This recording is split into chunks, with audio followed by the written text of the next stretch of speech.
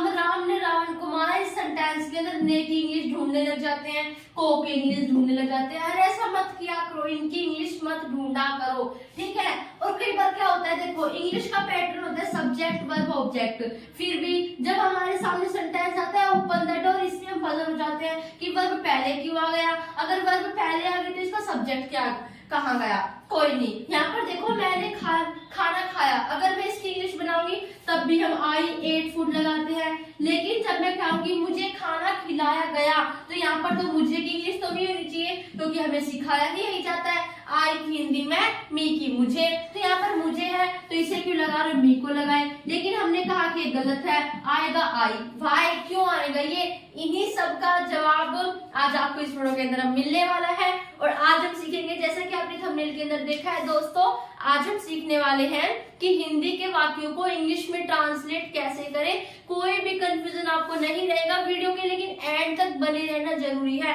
क्योंकि हर एक वीडियो आपको कुछ ना कुछ सिखा के ही जाती है, ठीक है। इसलिए वीडियो को पूरी जरूर देखना, बहुत कुछ सीखोगे, आगे काम आएगा। जिसने इंग्लिश बिल्कुल भी नहीं पढ़ी है, जो इंग्लिश शुरू करना चाहता है ना, तो वो यहाँ से शुरू कर सकता है, क्योंकि मैं यहाँ से आपको बहुत छोटी बातें भी बता दूंगी ताकि आपको कंफ्यूजन ना हो। क्योंकि कई बार हमें कंफ्यूज हो जाते हैं हम कि हम शुरुआत कहाँ से करें इंग्लिश बोलने की, तो चिंता मत करो, यहाँ से आप शुरुआत करो, ठीक है।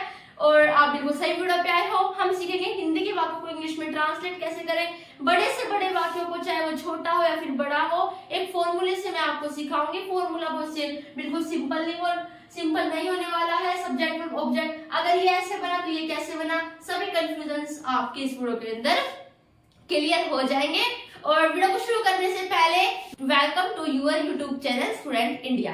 दोस्तों इतनी बातें तो सबको पता है, या फिर इतना सबको ज्ञान होगा कि अल्फाबेट ABCD सबको आते होंगे, 26 तक होते हैं, यस सबको आते हैं जो मेरी वीडियो देख रहे हैं। और फिर भाई उनके जोड़ने से शब्द बन जाते हैं, और उन शब्दों के जोड़ने से क्या बन जाता है, हमारा वाक्य बन जाता है। और वाक्य की परिभाषा भी यही होती है कि अक्षरों के जुड़ने से शब्द बने और शब्दों के जुड़ने से वाक्य बने। बट दिस इज ये कैसे, ये जो हमने कहा है भाई कि अक्षरों के जुड़ने से शब्द बनते हैं, शब्दों के जुड़ने से वाक्य बनते हैं, ये हमारे आधी अधूरी डेफिनेशन है।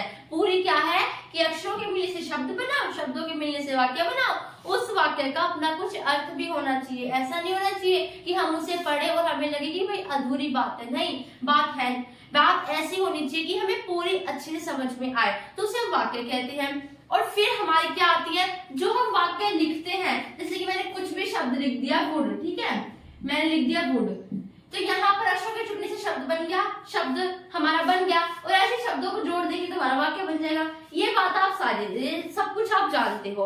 और अब बात क्या आती है, फिर उसके बाद आपको क्या सीखना पड़ता है, आपको सीखना पड़ता है प्रोनाउंसिएशन, यानी कि उच्चारण। जो आपने शब्द बनाए हैं उनके उच्चारण क्या होंगे, जैसे कि ये है WOOD, आपने बना दिया, इसका उच्चारण क्या होगा, वुड। हम भाई इंग्लिश के अंदर बहुत सारे शब्द होते हैं, उनके उच्चारण हम याद कैसे करेंगे। दोस्तों बिल्कुल भी चिंता मतलब बिल्कुल भी दिमाग पर, अपने ब्रेन पर प्रेशर मत डालो, क्योंकि अगर आप इंग्लिश सीखते रहोगे तो आपको अपने आप ही, जब आप एग्जाम्पल्स पढ़ते रहोगे तो ये शब्दों की प्रोनाउंसिएशन आपको अपने आप ही याद हो जाएगी। सच कह रही हूँ, बिल्कुल भी चिंता मत करना, थोड़ा सा पेशेंस रखना, थोड़ा सा धैर्य रखना, क्योंकि हम वो कह नहीं जाता है कि सफलता मिलती है लेकिन आराम से मिलती है। इसलिए भाई अगर कोई ये चाह रहा हो कि हम 5 मिनट में इंग्लिश सीखना चाहते हैं तो ऐसा तो हो नहीं सकता, आपको थोड़ा अपना टाइम, अपना समय भी देना पड़ेगा इंग्लिश को सीखने के लिए और बोलने के लिए, ठीक है। तो ऐसे अगर आप भाई इंग्लिश पढ़ना चाहते हो, सीखना चाहते हो और आप शुरुआत कर रहे हो, तो आपको क्या करना पड़ेगा, जब आप सीखते रहोगे तो आपके सामने बहुत सारी चीजें आएंगी जिन्हें बिना याद करते आप याद भी नहीं करोगे उन चीजों को, और अपने आप वो आपके ब्रेन में फिट हो जाएंगी। जैसे कि एक सिंपल सा एक वर्ड है हमारा आई, वर्ड भी नहीं है, वो तो एक अक्षर है, अल्फाबेट है। आई की हिंदी मैं होती है, लेकिन इंग्लिश स्पोकन में क्या पता जाता है, आई जब शब्द आए तो उसे आई यानी कि मैं, यानी कि अपने लिए यूज करो, आई यानी कि आई, ठीक है। तो हिंदी ना जानो अच्छा रहेगा, वैसे पता होनी चाहिए, जानकारी हर चीज की होनी चाहिए। तो कभी ये याद नहीं करता कोई भी कि आई की हिंदी मैं होती है, बस एग्जाम्पल्स पढ़ के वो चीज, वो आई शब्द हमारे सामने रिकॉल होता रहता है, इसलिए हमें वो आई हमारे ब्रेन में फिट हो जाता है और हमें पता चल जाता है कि आई की हिंदी क्या होती है, मैं होती है, आई हमारे लिए यूज होता है, ठीक है। ओके, इतनी बात समझ में आई। अब यहाँ पर हम क्या सीखने वाले, हम सीखेंगे कि वो जो हिंदी के वाक्य है उन्हें इंग्लिश में कैसे बनाए, ठीक है। यहाँ पर देखो, अभी मैंने आपको एक आपको मैंने एक सेंटेंस बोला था कि राम ने रावण को मारा। यहाँ पर क्या होता है, जो जिन्हें इंग्लिश का बिल्कुल ज्ञान नहीं होता वो ने और को की हिंदी ढूंढने लग जाए, इंग्लिश ढूंढने लग जाते हैं। इसकी इंग्लिश क्या होती है? अरे दोस्तों इंग्लिश मत ढूंढो, जरूरी नहीं है इंग्लिश ढूंढने, वो तो हिंदी में जरूरी होता है समझाने के लिए, लेकिन इंग्लिश में ने और को की इंग्लिश जरूरी नहीं होती। ठीक है, अगर मैं इसकी इंग्लिश बनाऊं ना तो मैं बनाऊंगी राम किल्ड रावण।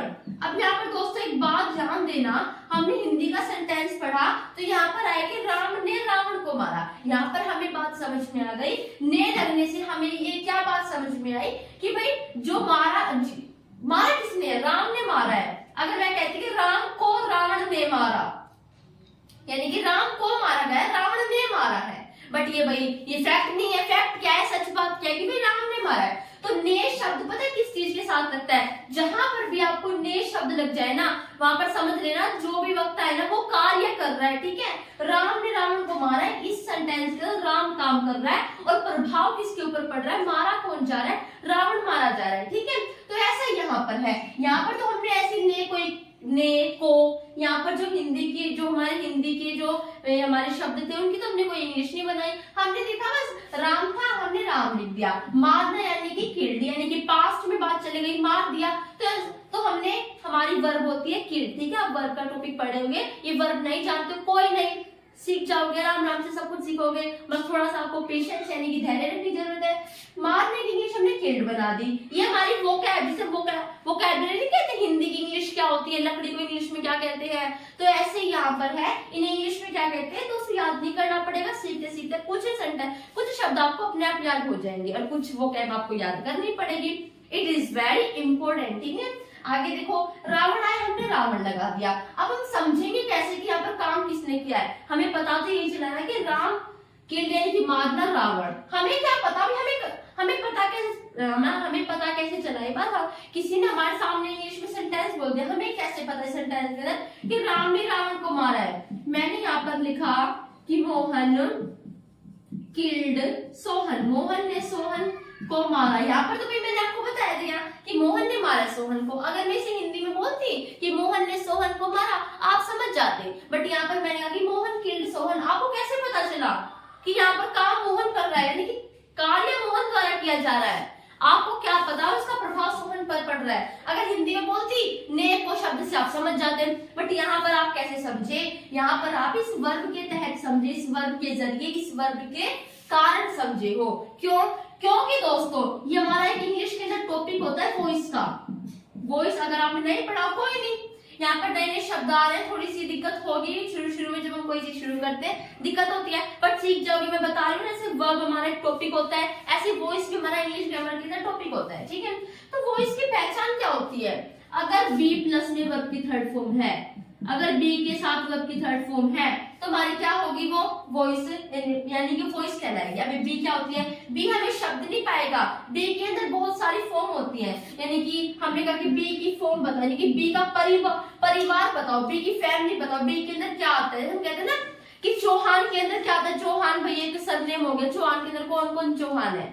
ठीक है, जैसे पूरा परिवार हम कहते हैं कि चौहान फैमिली, तो ऐसे यहाँ पर बी की फैमिली क्या है? बी की फैमिली होती है इज, एम, आर, वोज, ये शब्द। ठीक है, ये वही एक्सो के जुड़ने से बन रहे हैं और इनकी प्रोनाउंसिएशन है वोज कहते हैं, इसे वर्ड कहते हैं, इसे वाज नहीं कहते, ध्यान रखना, इसे कहते हैं was. Was, were, be and हमारा आखिरी है बेगते होती है हमारी बी की फैमिली।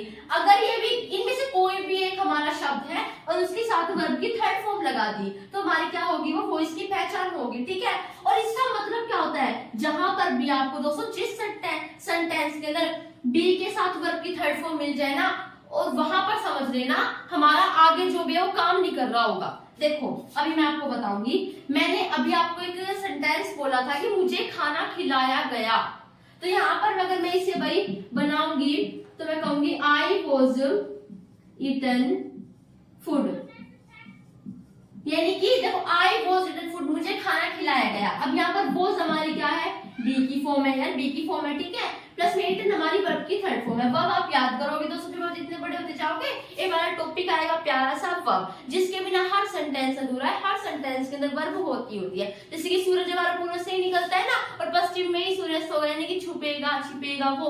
इसी तरह हर इंग्लिश सेंटेंस के अंदर वर्ब होगी। वर्ब बिना कोई सेंटेंस, तो हर सेंटेंस अधूरा है, ठीक है। तो वर्ब की फॉर्म होती है first form, second form, third form, जिससे आप मतलब पढ़ते याद हो जाएंगे। जैसे कि अभी आपको अभी भी याद हुई है ना, किल्ड किल्ड किल्ड, यानी कि सेकंड फॉर्म है। मैंने आपको बता दिया यहाँ पर ये सेकंड फॉर्म है, तो आपको ये याद हुई है ना। तो इसी तरह यहाँ पर देखो बी प्लस में वर्ब की थर्ड फॉर्म आ गया। जहां पर भी बी प्लस में वर्ब की थर्ड फॉर्म आ जाए, समझ लेना उसके आगे जो भी होगा ना वो काम नहीं कर रहा होगा। एक तो मैं कहूंगी मैंने खाना खाया, यानी कि खाना खाने का कार्य मैंने किया। अभी मैंने आपको थोड़ी देर पहले इंग्लिश का पैटर्न बताया था। क्या बताया था? Subject, verb, object. यहाँ पर क्या होता है, वर्ब से पहले जो सब्जेक्ट होगा ना वो काम करेगा। सब्जेक्ट को हम हिंदी में कहते हैं कर्ता, और कर्ता होता है कार्य को करने वाला। किसी सेंटेंस के अंदर कार्य को करने वाला कौन है, उससे हम क्या कहते हैं दोस्तों?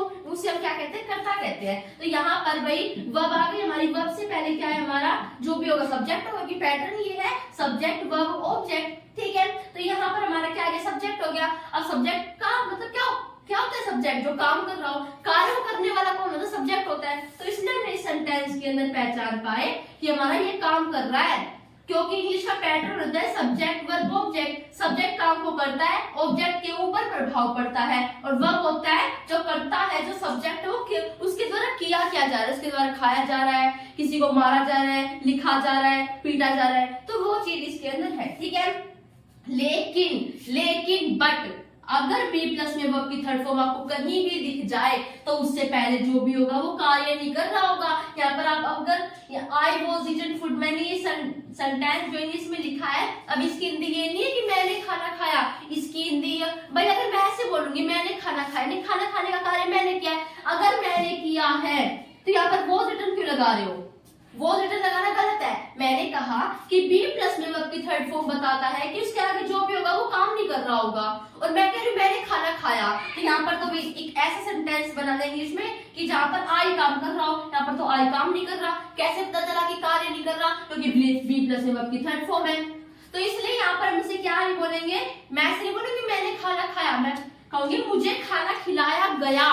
तो इस सेंटेंस के अंदर क्या है कि भाई मुझे खाना खिलाया गया, खाना खिलाया गया, काम मैंने नहीं किया, काम और किसी ने किया है, मेरी मम्मी ने, मेरे पापा ने, मेरी बहन ने, उन्होंने अपने हाथों से खाना खिलाया, कि मैंने नहीं, मुझे खिलाया गया है खाना, मैंने नहीं खाया, ठीक है। कार्य और किसी ने किया खिलाने का, ठीक है। तो यहाँ पर इसने आई पोजीशन हम फूड लगाएंगे। तो जहां पर भी अगर आपको दोस्तों बी प्लस में वर्ब की थर्ड फॉर्म मिल जाए, समझ लेना उसके पहले जो भी होगा वो कभी भी काम नहीं कर रहा होगा। ओके, अब यहाँ पर एक मैं इंग्लिश का फैक्ट दिखाऊंगी, ठीक है। वो क्या होता है, इंग्लिश में और हिंदी में डिफरेंस, एक अंतर क्या है। देखो मैंने कहा जहां पर हम हिंदी में एक एक बिंदु की अहमियत रखते हैं ना, वहां पर हम इंग्लिश में एक एक वर्ड को भूल जाते हैं, एक वर्ड को हम छोड़ देते हैं। ये मैं क्यों बता रही हूँ, ये आपकी प्रोनाउंसिएशन के लिए जरूरी है, ठीक है। मैंने एक शब्द बोला निमोनिया, मान लो मैं कोई शुरू में इंग्लिश शुरू कर रहा है, मैं उनके सामने शब्द बोल दूं निमोनिया, तो वो अगर वही उसे ना भी पता होगी, वो कोशिश कर रहा होगा उसकी इंग्लिश लिखने की, तो निमोनिया वो एन से शुरू करेगा, कुछ ऐसे बनेगा, ठीक है। एक वर्ड इसे रेज कर लेते हैं, निमोनिया, और सॉरी यहाँ पे डब्ल्यू बन रहा है, निमोनिया, ठीक है। हम ऐसे लिखेंगे, सीधा हम ऐसे लिखेंगे निमोनिया, सब ऐसे लिखेंगे। और भाई जिसे ज्यादा जिसे नॉलेज होगी, भाई निमोनिया ऐसे लिखा जाता है, वो तो सही लिख देगा। बट जिसे ज्ञान नहीं होगा, जिसने शब्द नया सुना होगा भाई निमोनिया, वैसे वो तो ऐसे लिखेगा। लेकिन असलियत में इंग्लिश के अनुसार ये पता है ऐसे लिखा जाता है निमोनिया, ठीक है। और इसमें पी साइलेंट होता है, साइलेंट यानी कि वो बोला नहीं जाता है, हम कहते हैं साइलेंट मोड पे रहो, चुप रहो। तो ऐसा ही यहाँ पर है, हमने कहा कि इसकी प्रोनाउंसिएशन करो, इसका उच्चारण करो। इसका उच्चारण पता है क्या होगा, इसका उच्चारण होगा निमोनिया। पी इसमें साइलेंट होता है, पर लिखने में पी लिखा जाता है, ठीक है। तो जहां पर इंग्लिश में एक एक शब्द को हम खा जाते हैं, वहीं पर हिंदी में एक बिंदी की अहमियत होती है। यहाँ पर मैंने कहा चिंता का आप अंक की बिंदी हटा दो, अंक की बिंदी हटाते ही आपको पता है क्या बनेगा, चिता बनेगा। जानते हो ना चिता और चिंता में कितना अंतर हो गया। वहीं पर भाई एक शब्द है कुंती, जो हमने उसमें महाभारत में पढ़ी थी, 5 पांडवों की माँ थी, माधवी भी थी, ठीक है। ठीक है, अगर हम कुंती में भी बिंदी हटा दें तो आप जानते हो क्या बनेगा यार, सेंटेंस का अर्थ ही चेंज हो जाएगा, सेंटेंस ही बदल जाएगा, मतलब जो शब्द है ना वो ही बदल जाएगा। कुंती से क्या बन जाएगा, आप जानते हो क्या बन जाएगा। तो वहां पर जहां पर हिंदी में हर एक शब्द की अहमियत, वो हर एक बिंदी की अहमियत होती है ना, वहां इंग्लिश में हर एक शब्द को खा जाती है। अब एक दूसरी बात बताऊंगी, यहाँ पर देखो मैंने लिखा था कि राम ने रावण को मारा, मारा शब्द यानी कि कर्ता द्वारा किया क्या जा रहा है, कर्ता द्वारा मारा जा रहा है। मैंने कहा कि जो कर्ता है, जो राम है, वो काम क्या कर रहा है, उसके द्वारा क्या किया जा रहा है, उसके द्वारा मारा जा रहा है। मारा शब्द था हमारा लास्ट में, लेकिन हमने लिख दिया उसे पहले शब्द था रावण, फिर था मारा, लेकिन हमने रावण को लिखा बाद में और मारा को लिखा पहले। सब्जेक्ट तो हमेशा पहले ही रहेगा, क्योंकि कर्ता यानी कार्य को करने वाला वो मेन होता है, वो हमेशा पहले रहेगा। लेकिन इसकी एक खासियत ही है इंग्लिश की, हिंदी सेंटेंस इसको बोलेंगे ऐसे, जब इंग्लिश बनेगी वो उल्टी बनेगी। राम ने रावण को मारा, राम तो लिख दो, मारना किल्ड, रावण फिर ऐसे कर दो, यानी कि ऐसे इंग्लिश बनेगी। तो ऐसा ही इंग्लिश और हिंदी में यही छोटा सा डिफरेंस है, ठीक है, इतना आपने समझ लिया। अब आगे बढ़ते हैं, क्या सीखने वाले हैं, हम सीखेंगे जो हम सीखने वाले थे, यानी कि हिंदी के वाक्यों को इंग्लिश में ट्रांसलेट कैसे करें, वही हम सीखने वाले हैं। दोस्तों देखो, इंग्लिश का पैटर्न होता है, यानी कि अगर आप हिंदी के वाक्य को इंग्लिश में कन्वर्ट कर रहे हो, इंग्लिश में बदल रहे हो, तो उसका एक पैटर्न है। पहले तो आप सब्जेक्ट को लगाओ, फिर आप वर्ब को लगाओ, फिर आप ऑब्जेक्ट को लगाओ, ठीक है। वर्ब हमारी दो तरीके की होती है, हेल्पिंग वर्ब और मेन वर्ब, दो तरीके की वर्ब होगी। हमें एक वर्ब मिलेगी, ठीक है, सेंटेंस के अंदर एक वर्ब भी मिल सकती है, दो वर्ब भी हमें मिल सकती है, अकेली हेल्पिंग वर्ब भी मिल सकती है, अकेली मेन वर्ब भी मिल सकती है, और दोनों इकट्ठी भी मिल सकती है। मान लो दोनों इकट्ठी मिल जाए, तब क्या करेंगे, तब हम हेल्पिंग वर्ब को पहले लगाएंगे और मेन वर्ब को बाद में लगाएंगे। तो क्या बनेगा हमारा format, subject, helping verb, main verb, object, ठीक है। आगे देखो, भारत ने चीन को हराया, क्या कहा था, ने को की इंग्लिश बेशक मत देखो, नहीं देखनी। अब हमें किसी को बताना है भाई, इंग्लिश में लिखना है ये सेंटेंस, और किसी को बताना है कि काम भारत ने किया है, हराने का काम किसने किया है, भारत ने किया। तो क्या करेंगे, हमें क्या नहीं करना है, नहीं तो ये करना है, बी प्लस में वर्ब की थर्ड फॉर्म का फॉर्मेट नहीं बनना चाहिए, ये बनेगा तो उसके आगे कौन होना चाहिए, उसके आगे एक ऐसी चीज होनी चाहिए जो काम ना कर रही हो, ठीक है।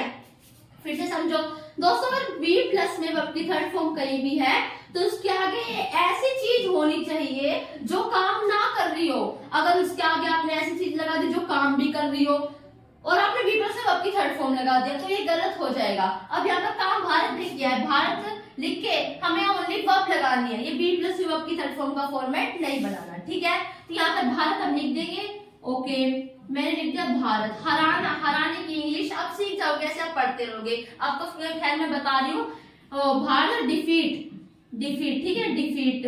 पास्ट में बात चली गई, पास्ट में जब कोई बात चली जाती है ना हिंदी के वाक्यों के अंदर, तो हम वर्ब की सेकंड फॉर्म का यूज करते हैं।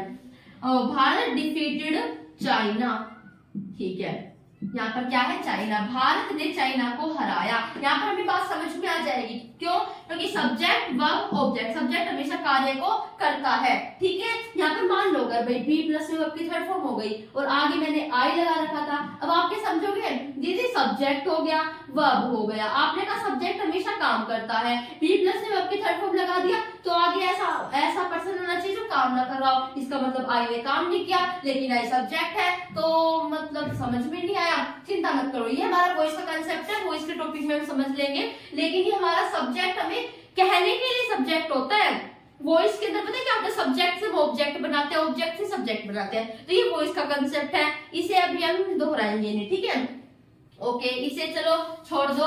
यहाँ पर देखो, वह खाना खाता है, मुझे इसकी इंग्लिश बनानी, कैसे बनाएंगे, देखो वह की इंग्लिश क्या होती है, हमें वह की इंग्लिश देखनी पड़ेगी ना, खाता है यानी कि कोई लड़का है, अगर कोई लड़का है और एक है तो उसके लिए हम HE इसी शब्द का यूज करते हैं, ये बात बहुत जरूरी है। अब आपने दोहरा ली, बार बार मैं आपके सामने ये शब्द बहुत बनाएगा और आपको अपने आप याद हो जाएगा, और फिर आप किसी को सिखाने लगोगे ना इंग्लिश, तो आप भी मेरे जैसे ऐसे बात बताओगे, भाई चिंता मत करो, ऐसे सीखते रहेंगे, कुछ छोटे मोटे शब्द हमारे सामने आते रहेंगे जिन्हें हम हमारे अपने आप ही दिमाग में बैठ जाएंगे, ठीक है।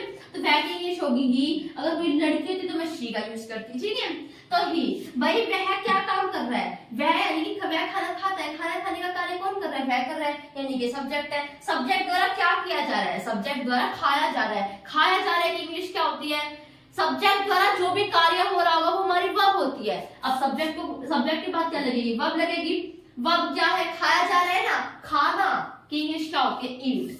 ठीक है, क्या खा रहा है, खाना खा रहा है, फूड आ जाएगा, ही ईट फूड। ठीक है, प्रभाव किस पर पड़ रहा है उस चीज का, फूड पर पड़ रहा है। ठीक है, तो सब्जेक्ट वर्ब ऑब्जेक्ट ऐसे हमारे क्या बनते हैं, हिंदी से इंग्लिश के सेंटेंसेस बनते हैं। यहाँ पर तो वो वह खाना खाता है यानी कि बात प्रेजेंट में थी, लेकिन यहाँ पर देखो दोस्तों, उसने खाना खाया यानी वो खाना खा चुका है, उसने खाना खा लिया है। इसकी इंग्लिश कैसे बनाएंगे, उसने, कौन है ये, मुझे बताओ कि उसने खाना खाया। यहाँ पर ये लड़का है, लड़की है, ये लड़का भी हो सकता है, ये लड़की भी हो सकती है। वो तो हमारे ऊपर डिपेंड है, हम किससे बोल रहे हैं। जब हम स्पोकन इंग्लिश यानी इंग्लिश बोलने लग जाएंगे, वो हम किससे बोल रहे हैं, भाई लड़की से बोल रहे हैं कि मतलब किसी से बता रहे हैं, लड़की के बारे में बता रहे हैं, फिर लड़के के बारे में बता रहे हैं। तो यहाँ पर तो ही भी आ सकता है, शी भी आ सकता है। ही का यूज करो, फिर शी का यूज करो। ठीक है, खा लिया है उसने, मैंने क्या बताया था, अगर पास्ट में बात चली गई तो वर्ब की सेकंड फॉर्म लगाओ। वर्ब कौन सी है, जो सब्जेक्ट हमारा उसके द्वारा किया क्या जा रहा है, खाया जा रहा है, उसकी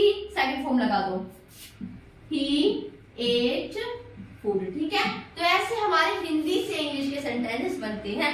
जहां पर हिंदी का पैटर्न होता है सब्जेक्ट ऑब्जेक्ट वर्ब, वहां पर इंग्लिश का पैटर्न होता है उल्टा कर दो। ठीक है, सब्जेक्ट वर्ब ऑब्जेक्ट। जैसे कि देखो, उसने खाना खाया, खाना हमारा ऑब्जेक्ट से लिखो, खाना यानी कि भोजन खाया। ठीक है, उसने भोजन खाया, तो यहाँ पर ऑब्जेक्ट ये रहा, क्या कार्य किया जा रहा है, खाने का कार्य किया जा रहा है, वर्ब हमारी ये रही। लेकिन इंग्लिश में जब हमने इसे बनाया तो वर्ब को पहले लिया है और ऑब्जेक्ट को हमने बाद में छोड़ दिया। तो जहां पर हिंदी के पैटर्न में होता है कर्ता कर्म क्रिया, वहां पर उल्टा हो जाता है कर्ता क्रिया कर्म। यहाँ तक सीख लिया। ओके, अब आगे बढ़ते आगे हम सीखेंगे। देखो यहाँ पर आपको सेंटेंस एक दिख रहा होगा, तुमने मेरी वीडियो लाइक की। यहाँ पर पास्ट में बात हमारी चली गई, यानी कि तुमने मेरी वीडियो लाइक कर दी है। अगर करी भी नहीं है तो अब कर दो। अगर मजा आ रहा है वीडियो अच्छी लग रही है, यहाँ तक जो भी मैंने पिछला समझाया अगर समझ में आ रहा है तो वीडियो कर दीजिए लाइक। और अब इसकी इंग्लिश अब बनाएंगे। मैंने कहा कि तुमने मेरी वीडियो लाइक की, हम इसकी इंग्लिश कैसे बनाएंगे। यहाँ पर इसे सीखने से पहले आपको कुछ सेंटेंसेस मैं आपको दिखा देती हूँ। सब सेंटेंसेस, कुछ सेंटेंसेस है जिनकी जानकारी आपको होनी चाहिए अगर आप इंग्लिश सीख रहे हो। जैसे कि माई यानी कि मेरा होता है, मेरा की इंग्लिश माई। यूअर यानी कि तुम्हारा। हर यानी कि कोई लड़की उसका। हिम यानी कि कोई लड़का उसका। आई यानी कि आई मैं। वी यानी कि हम यानी कि बहुत सारे। यू यानी कि तुम यू। ठीक है, यहाँ पर आप हिंदी में से क्या मत करो, आपके सामने वर्ड आ जाना चाहिए। जब भी मैं आई कहूँ ना, आई का मतलब आई, यू का मतलब यू। ठीक है, ही का मतलब कोई लड़का, शी का मतलब कोई लड़की। ठीक है, इट का मतलब कोई चीज, इसका जानवरों के लिए या फिर किसी वस्तु के लिए हम यूज कर लेते हैं। दिस यानी कि कोई चीज रख ले, यह है, दिस इज माई पेन, यह मेरा पेन है। डेट यानी कि वह मेरा pen, that is my pen. अब पेन मेरा दूर रखा है, अगर आप दिस लगाओगे तो पेन पास है। दिस इज माई पेन यानी कि पेन पास है, जब बता रहे कि यह मेरा पेन है। डेट इज माई पेन, वह पेन मेरा है, तो डेट यानी कि पेन अब दूर है। ओके, दीज यानी कि यहाँ पर ही रखा है पर बहुत सारी चीजें हैं। दोस्त यानी कि वह हमसे दूर है और बहुत सारी चीजें हैं। ठीक है, ही यानी कि कोई लड़का, शी यानी कि कोई लड़की और एटसेट्रा। ठीक है, तो यू का यूज हम किसके लिए करते हैं, यू यानी कि तुम्हारे लिए। मैं तुम शब्द बोल रही हूँ ना, तो तुम के लिए आप किसका यूज करो, यू का यूज करो। अब इसकी इंग्लिश हम कैसे बनाएंगे, तुमने मेरी वीडियो लाइक की। लाइक करने का कार्य किसने किया, तुमने किया है। पैटर्न सीखेंगे, चिंता मत करो दोस्तों। सब्जेक्ट था, वर्ब था और ऑब्जेक्ट था। ठीक है, सब्जेक्ट क्या होता है, कर्ता होता है, कार्य को करने वाला। तुमने मेरी वीडियो लाइक की, लाइक करने का कार्य किसने किया, आपने किया, तुमने किया। तुमने की इंग्लिश हमने बना दी यू। तुम्हारे द्वारा क्रिया क्या की जा रही है, तुम्हारे द्वारा लाइक किया जा रहा है। ठीक है, तो वर्ब हमारी क्या हुई, लाइक। ठीक है, यू लाइक्ड। बात हमारी पास्ट में चली गई तो लाइक आ जाएगा, यानी कि वर्ब की सेकंड फॉर्म आ जाएगी। Okay, you liked. अब हमारा आएगा ऑब्जेक्ट, यानी कि तुमने काम किसके ऊपर किया, यानी कि तुमने जो भी लाइक किया है उसका प्रभाव किस पर पड़ा है, काम किसके ऊपर हुआ है, मेरी वीडियो के ऊपर। वीडियो के ऊपर नहीं हुआ, मेरी वीडियो यानी कि माई। मेरी इंग्लिश में बताई थी मैंने आपको, माई वीडियो हो जाएगा हमारा ऑब्जेक्ट। ठीक है, तो यहाँ पर वैसे इंग्लिश बनाते हैं, you liked my video. Okay, आगे देखो, यहाँ पर आपको एक सेंटेंस दिख रहा होगा, रामू ने बच्चों को मिठाई दी।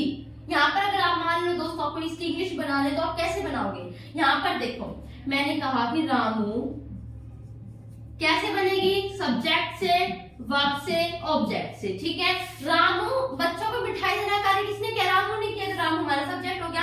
रामू द्वारा किया क्या जा रहा है, रामू द्वारा दिया जा रहा है, कोई चीज दी जा रही है उसके द्वारा। ठीक है, मिठाई दी जा रही है, भाई वो बात अलग है, ठीक है, उसके उसके द्वारा किया गया, उसके द्वारा कोई चीज दी जा रही है, ठीक है। तो देना किसी को हम कहते हैं उसको इंग्लिश में गिव। अगर पास्ट में बात चली गई तो गिव की सेकंड फॉर्म गेव, ठीक है। रामू गेव, क्या दिया उसने, यानी कि प्रभाव किस चीज पर पड़ा है, स्वीट्स पर, यानी कि मिठाई, मिठाई को इंग्लिश में कहते हैं स्वीट्स। ऐसे आपको वोकैब याद होगी, वोकैब याद करने का ही तरीका ये है, बस आप पढ़ते रहोगे, ऐसे एग्जांपल्स पढ़ते रहोगे और याद होता रहेगा कि गेव यानी कि देना, स्वीट्स यानी कि मिठाई। किसे दी है, to the children, to the children. अब यहाँ पर दोस्तों आपको एक बात समझ में आई होगी, यहाँ पर हमारे इतने सारे ऑब्जेक्ट थे, सब्जेक्ट वर्ब के बाद हमारे दो ऑब्जेक्ट थे, एक तो स्वीट्स था, एक टू द चिल्ड्रन था। फिर कौन सा पहले लगाना है, कौन सा बाद में लगाना है, ये हमारा ये डिपेंड करता है उन सेंस पे। यहाँ पर हम कहते हैं रामू गेव्स द चिल्ड्रन स्वीट्स, अजीब लगता, या फिर आप इसे भी कह सकते हो, ठीक है, Ramu gave the children sweets, या फिर Ramu gave sweets to the children. किसी को जब चीज दी जाती है ना, किसी को दी जाती है, टू द का हम यूज करते हैं, ठीक है। मैंने कहा मैं दिल्ली जाती हूँ, आई गो टू दिल्ली, यानी किसी की ओर जाना, किसी की ओर चीज देना, तो टू शब्द का हम यूज करते हैं, टू द, ठीक है। तो स्वीट्स टू द चिल्ड्रन, या फिर आप ऐसे भी कह सकते हो Ramu gave the children sweets, ठीक है। समझ में आई बात। किसी की जब किसी चीज की तरफ हम कोई चीज जाते हैं फिर देते हैं तो हम टू का यूज करते हैं। फिर आप जब प्लेस की बात करते हैं ना, मैं मुंबई गई, मैं दिल्ली गया, तो वहां पर हमेशा ध्यान रखना to the Mumbai, to Delhi, ऐसे आपको यूज करना पड़ेगा, ओके। यहाँ पर आपको देखो नेगेटिव सेंटेंस कैसे बनते हैं, यानी कि नकारात्मक वाक्य अगर आपको बनाने हो। नकारात्मक वाक्य कैसे होते हैं, ना के, यानी कि जो जिस वाक्य में मना किया जा रहा हो, तो हम कैसे बनाएंगे, इसका फॉर्मेट क्या होगा, सब्जेक्ट हमारा आगे रहेगा, हेल्पिंग वर्ब भी रहेगी, मेन वर्ब भी रहेगी। बस अंदर क्या होगा, नेगेटिव सेंटेंस में हम नोट शब्द का यूज करते हैं, तो हेल्पिंग वर्ब और मेन वर्ब के बीच में नोट शब्द आ जाएगा, फिर ऑब्जेक्ट हमारा बाद में, subject, helping verb, note, main verb, object. Ramu ने बच्चों को मिठाई नहीं दी, मान लो आपको ये कहना हो, तो आप कैसे कहोगे भैया, आप कहोगे रामू डिड का यूज करोगे। जहां पर भी नेगेटिव सेंटेंस होगा ना, वहां पर हेल्पिंग वर्ब और मेन वर्ब होगी ही, ठीक है। कई सेंटेंस हमारे ऐसे होते हैं जिनके अंदर ओनली मेन वर्ब होती है, हेल्पिंग वर्ब नहीं होती, लेकिन हर नेगेटिव सेंटेंस के अंदर हेल्पिंग वर्ब होती है, ठीक है। तो रामू डिड नॉट गिव क्या, sweets to the children, okay. Ramu did not give sweets to the children. मैंने कैसे बनाया, देखो ये तो हमारा टेंस वेंस का भी चक्कर था, टेंस लगते हैं इसमें, भैया की पास्ट हो गया, पास्ट इंडेफिनिट हो गया, नेगेटिव सेंटेंस हो गया, इसलिए हम हेल्पिंग वर्ब डिड का यूज करेंगे। अगर डिड का यूज कर रहे हैं तो आपकी फर्स्ट फॉर्म वही हमारा टेंस है, ठीक है। तो यहाँ पर subject, helping verb, note, main verb, हमारा पूरा ऑब्जेक्ट, जैसा कि हमारा ऊपर था।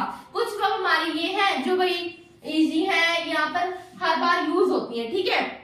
जैसे कि यहाँ पे राइट है, राइट, रोट, रिटन, ठीक है। राइट सेकंड होती है रोट, थर्ड होती है written. Give, gave, given, come, came, come, do, did, done, ठीक है। देखो डू, डिड, मैंने आपको क्या बताया था भाई, पास्ट का अगर कोई भी पास्ट का सेंटेंस है तो वर्ब की सेकंड फॉर्म का यूज करेंगे, डू, डिड, डन। तो इसकी वर्ब की सेकंड फॉर्म क्या हुई, डिड हुई ना। और यहाँ पर भी हमारा पास्ट का सेंटेंस था, तो हमें भाई हम जो भी वर्ब लगा रहे हो हमारी कौन सी होनी चाहिए, सेकंड होनी चाहिए, इसलिए हम यहाँ पे सेकंड फॉर्म का यूज किया। उसके बाद में जो भी फॉर्म यूज कर रहे हो वो फर्स्ट कर लो, ये हमारा रूल है, डिड के बाद हमेशा वर्ब की फर्स्ट फॉर्म का ही यूज होगा। इतनी बात समझ में आई। अब हम सीखेंगे कि हम इंट्रोगेटिव सेंटेंसेस को कैसे बनाएं।